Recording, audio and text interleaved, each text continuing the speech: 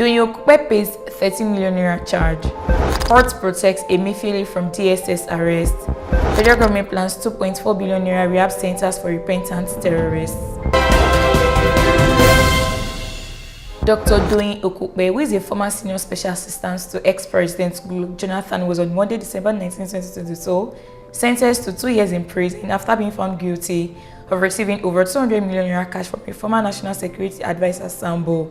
Justice Ijeoma of the Federal High Court in Abuja armed Okupe with the present sentence with an option of 500,000 naira fine on each of the 26 count charges for which he was found.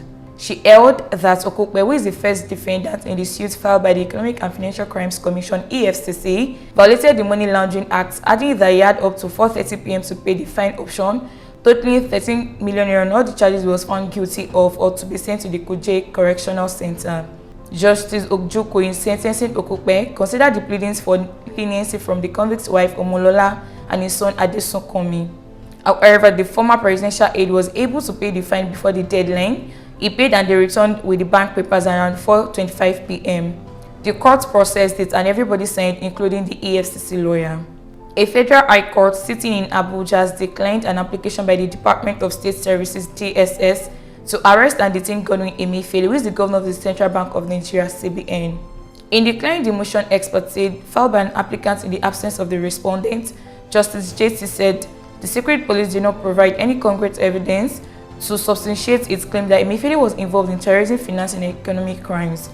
The honorable judge also wondered why the name of the respondent was given simply as Godwin Emefiele without a material disclosure that he is the same person as the CBN governor, a highly ranking public official who occupies an extremely sensitive position, the source stated.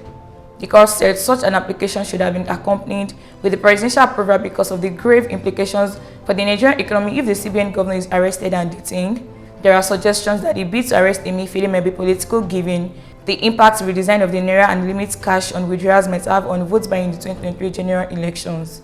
A number of politicians have complained that the Naira redesign is targeted at them, but President Muhammadu Buhari has given his full backing to Emefiele over the policy. The DSS has issued a statement warning that it will not succumb to propaganda and intimidation in the wake of a report that the agency was allegedly planning to frame and arrest the CBN governor Godwin Emefiele. The federal government is considering establishing 2 disarmament, de-radicalization, rehabilitation, and reintegration centers for repentant members of Boko Haram and other terrorist groups. According to a presentation made by the coordinator of the National Counter-Terrorism Center, REM, Yem Musa, to the House of Representatives Committee on National Security and Intelligence, this is part of the capital project of the NCTC for 2023.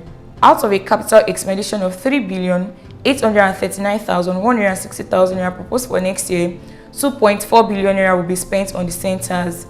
The National Security Advisor Babagana had on November 17, 2022 led heads of the intelligence community before the committee to defend their respective 2023 budget proposals. Musa lamented that the NCTC, which is less than 1 year old, has been battling with a shortage of funds to achieve the purposes for which it was established. The NCTC presentation partly reads, the NCTC was established following the Access to Terrorism Bill by Mr. President on May 12, 2022 as a coordinating body for counter-terrorism and terrorism financing in Nigeria. Since its establishment, efforts have been made towards the setting up and operationalizing of the center.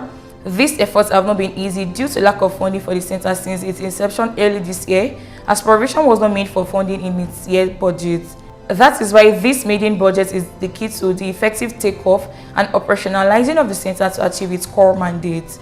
Here are the headlines again. Doyin Okupe pays 30 million naira charge. Court protects Emefiele from DSS arrest. Federal government plans 2.4 billion rehab centers for repentant terrorists. I am Odeleke Mufinfula, reporting for Wisdom Yard Online TV.